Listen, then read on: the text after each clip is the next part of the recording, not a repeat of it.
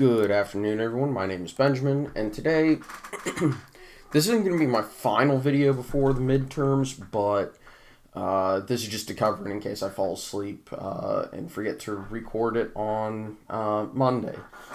But on Monday, I'm going to be posting up, provided I remember, my absolute final prediction before the midterms. Okay, so I'm going to be looking at the Senate map, and actually one thing I want to do first is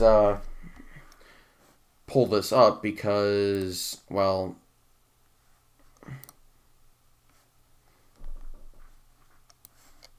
just to kind of give me a little bit of backup on this.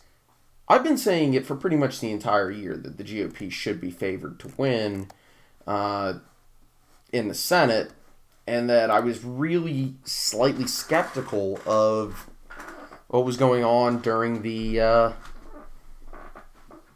summer with polls and even special elections looking like they were favoring the Democrats in a lot of regards. And this is not really outside of the question for a for the Senate. And I've got two races in the tilt category, which basically means I think they're true toss-ups. It's just I think one side's more likely than the other to win. And the reason why I say Pennsylvania is basically anybody who saw any of that Senate debate, no. No. I don't know how anybody can have faith that Fetterman is going to win after that Senate debate. I'm sorry. It was that bad. And for Georgia, people are still going to call me crazy for what I was saying over summer, but, well, Nate Silver's model says about 55 times out of 100, Herschel Walker will win. So, yeah, there's that. Let's go back to the main. Let's actually go back to the main forecast page. Anyway, I don't just say things to the people who were telling me that I was crazy or that, I'm partisan or anything. My goal is to be right. My goal is to be correct. Not push an agenda. And guess what? I had some darn good reasons to say that Herschel Walker was going to win Georgia. Starting with the big one, it's the environment. Starting with the other one, he actually is running side by side with a pretty popular governor.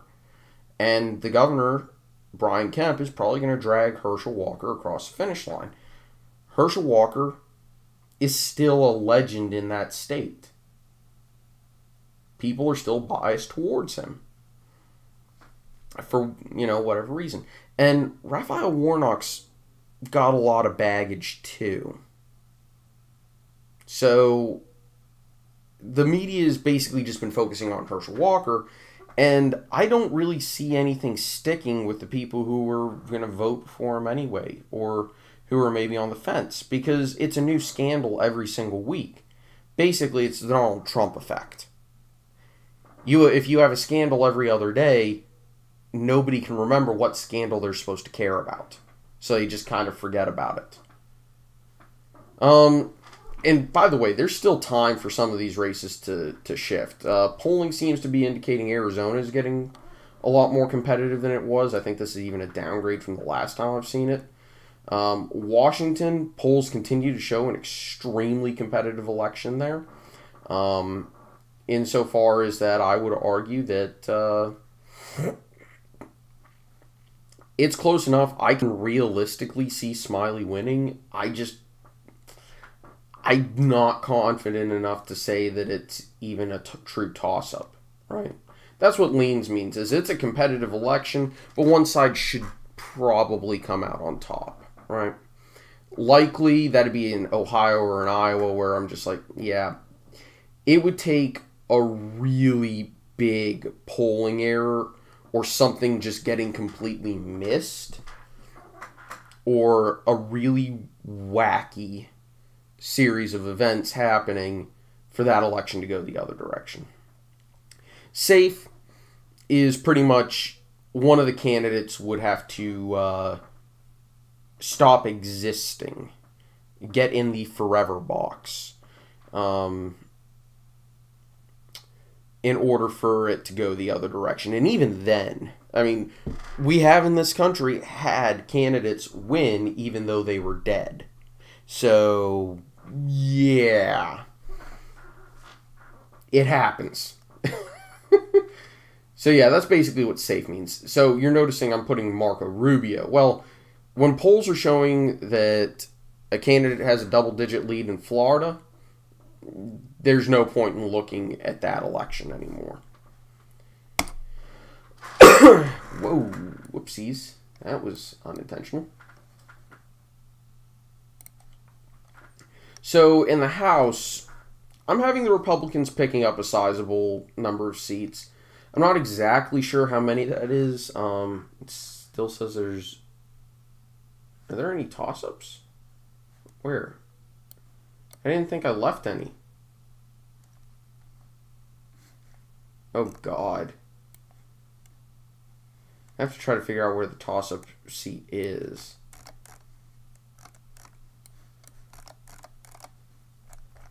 Okay, so it's not in California. It's not in Texas.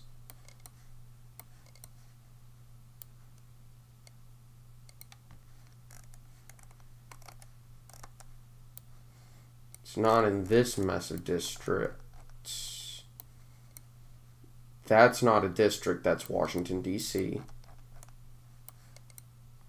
Where in tarnations is a toss-up district? Oh. I think that might be it. No? Okay. Uh-huh.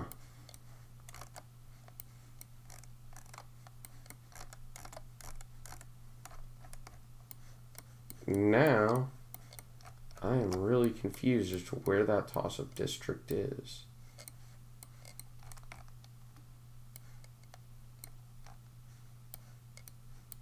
I think the map's playing games with me because I don't see it.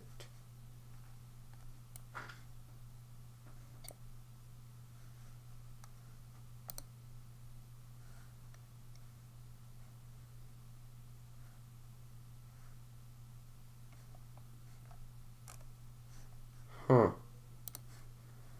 Uh-huh. Actually, wait a second. It could be in California.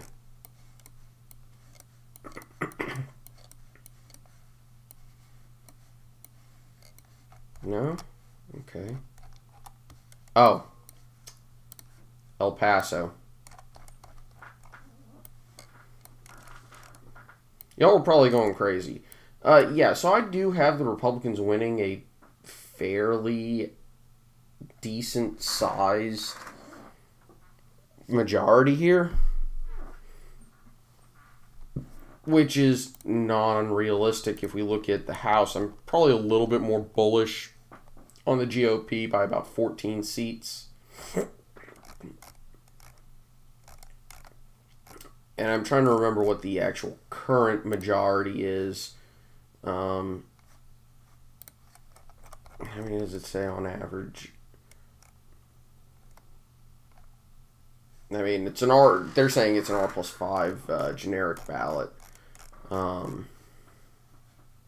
I mean, this would be a sizable majority for the Republicans. And yeah, maybe I'm a little bit more bullish on the GOP than some people would be. For example, in Nevada, Washington, this district in Minnesota, the 7th of Virginia, the 6th in Maryland, Connecticut 5th, Pennsylvania 8, New Hampshire 1, Maine 2, Indiana 1. I'm pretty confident about that one.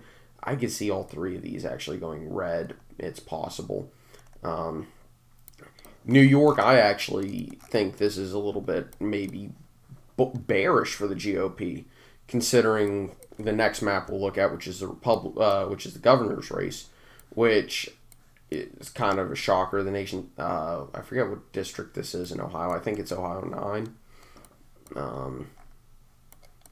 But yeah, I think the Republicans could do better in a lot of areas than even this map shows. And you'll also notice right now I have the Democrat, let me make sure I say her name correctly. It's one of the,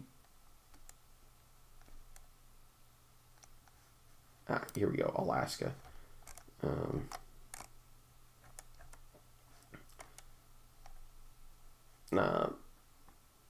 Peltola. Right now, I still have her holding on. However, she is very close to being at 50%.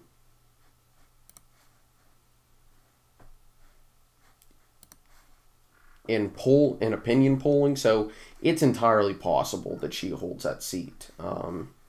And given what happened during the special election for that House seat that she won the House seat in, there's a good chance the Republican Party is divided enough that enough will sit out to where a Republican doesn't win in the win after the first round of voting. And I think a lot of people just don't understand how ranked choice voting works, and more accurately, that it's not designed to elect people from the minority party in a state or a district or a jurisdiction. It's designed to make sure that the winner at least has a support of 50% of voters, or at least 50% of voters can put up with that person. Which I don't see how that's a bad thing.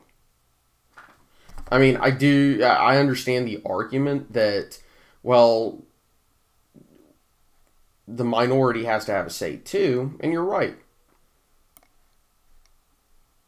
But that's not really what we're talking about here.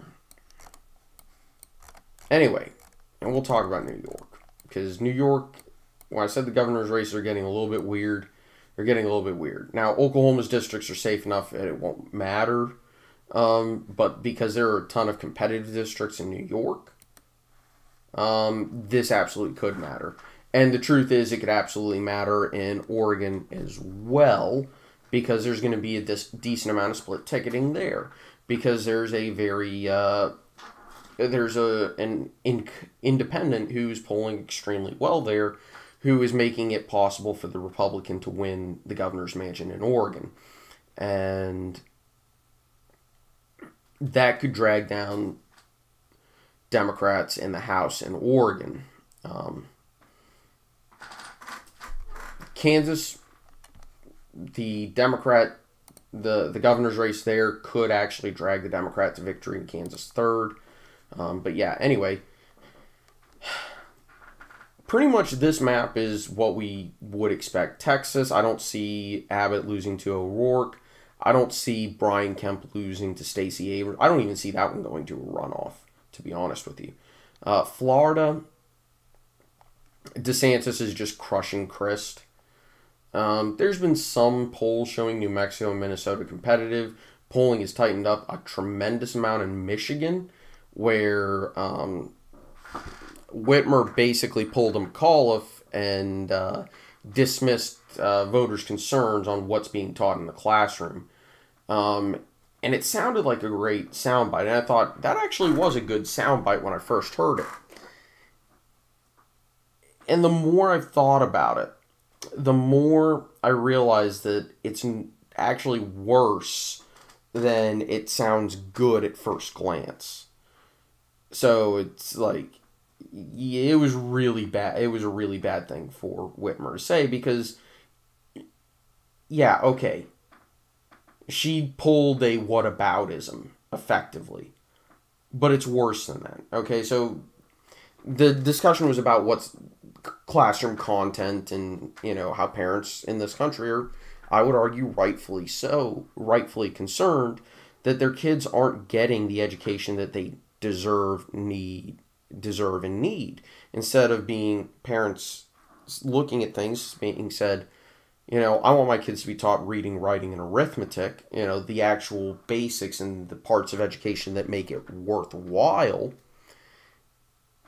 And the fact that it's a known fact at this point that the lockdowns and school closures set students in this country back a few years.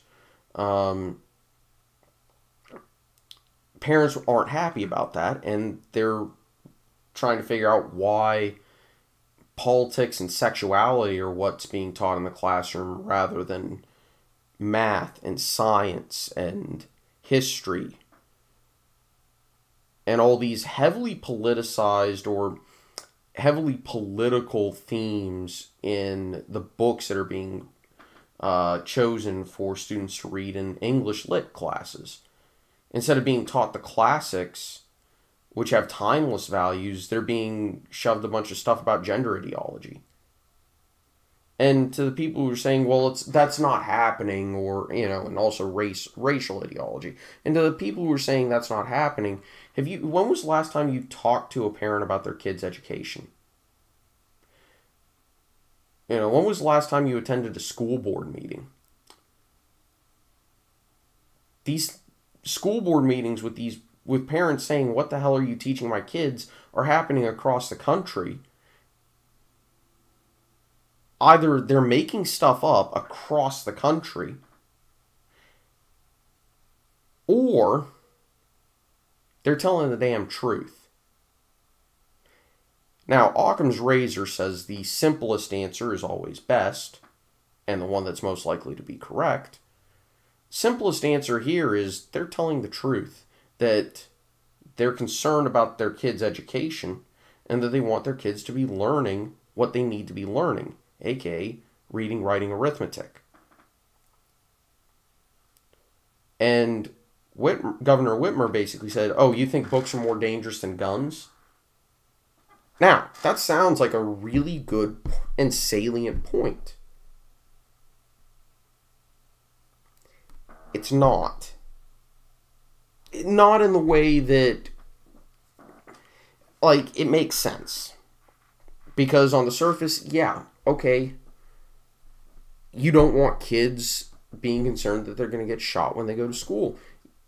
It makes sense because parents are concerned about that. That's what makes it a good point. And if you're not looking at it on second glance and you're not really thinking about it, you're probably not going to think about what she really was saying. Was that I don't really care what parents' concerns are with regards to the content of their kids' education.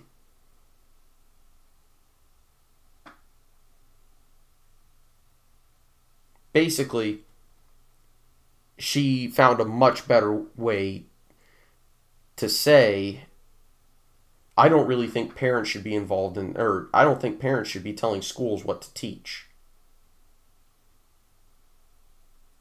That's basically what she said, right there. Except she said it in a way that you're going to miss it if you only looked at it and said, that's a fair mockery of, what Republicans have been campaigning on with regards to education. That's a pretty fair comparison. To say, hey, listen, there are other things that are, important when it comes to education policy. For example, keeping the kids safe. Except the problem is, it's a whataboutism saying, oh, you're only concerned about this because it polls well, or, hey, you don't know anything about education, or, stuff like that. Saying parents shouldn't be involved, or parents shouldn't dictate what schools teach. I don't care about parents' concerns because I'm concerned about this. Yeah, when you actually think about it, it's a really bad soundbite. Unfortunately, I don't think that many people are going to give it a second look.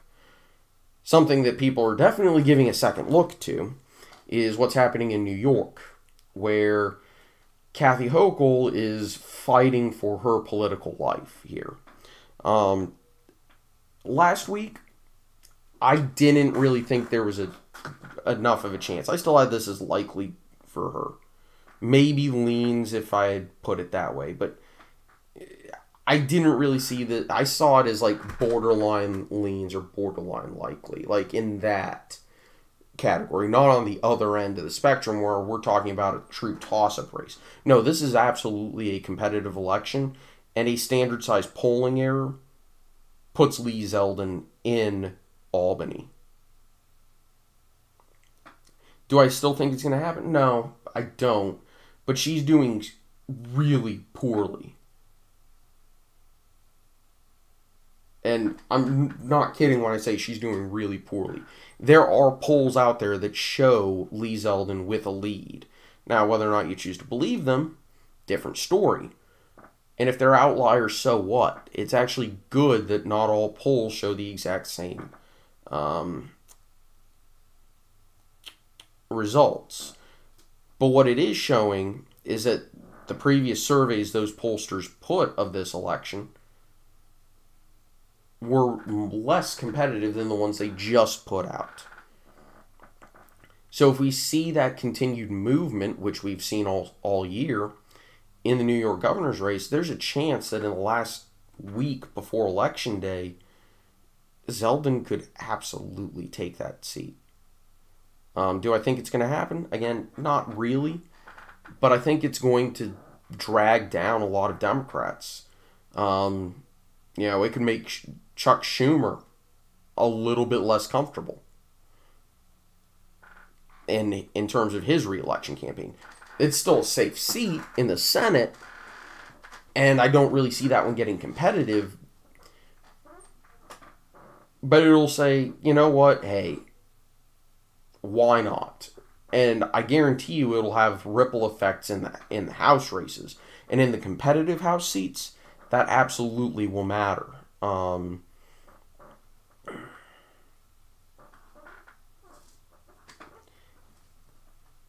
Now, the reason why that's not happening in Oklahoma is Oklahoma doesn't have even a marginally competitive House seat. They're just all safe. Pennsylvania, Mastriano is just far and away underperforming. Arizona, Kari Lake is a much better candidate than Democrats or the media gave her credit for. Kansas, it looks like Laura Kelly's going to survive. Don't know how, but she is.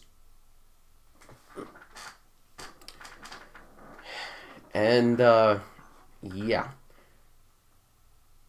Wisconsin, polls have again shown a very tightening race, and it looks like Mickles may or may not be able to pull it out. I think he will, but hey, that's just, based off of what I've seen so far. And we've still got a week to go. And I genuinely could see a lot of these going, I could see quite a few of these ratings change before Election Day. Anyway, that's pretty much everything. Take it easy, everyone. I hope you enjoyed. Likes, comments, subscriptions, they always do help, and I do greatly appreciate them. Take it easy, everybody. Bye-bye.